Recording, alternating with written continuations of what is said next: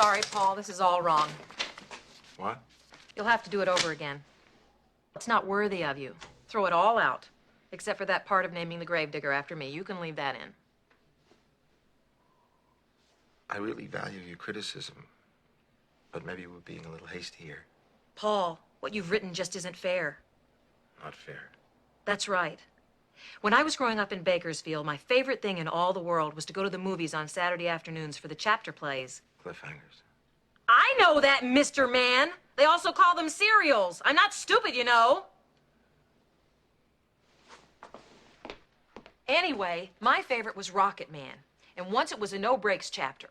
And the bad guy stuck him in a car on a mountain road and knocked him out and welded the door shut and tore out the brakes and started him to his death. And he woke up and tried to steer and tried to get out, but the car went off a cliff before he could escape. And it crashed and burned, and I was so upset and excited. And the next week, you better believe I was first in line. And they always start with the end of the last week. And there was Rocket Man trying to get out. And here comes the cliff. And just before the car went off the cliff, he jumped free. And all the kids cheered. But I didn't cheer. I stood right up and started shouting, "This isn't what happened last week! Have you all got amnesia?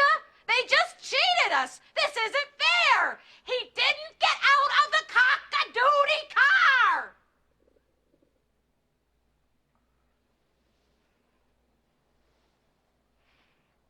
They always cheated like that in chapter plays. But not you. Not with my misery. Remember, Ian did ride for Dr. Cleary at the end of the last book, but his horse fell jumping that fence, and Ian broke his shoulder and his ribs and lay all night in the ditch, and he never reached the doctor. So there couldn't have been any experimental blood transfusion that saved her life.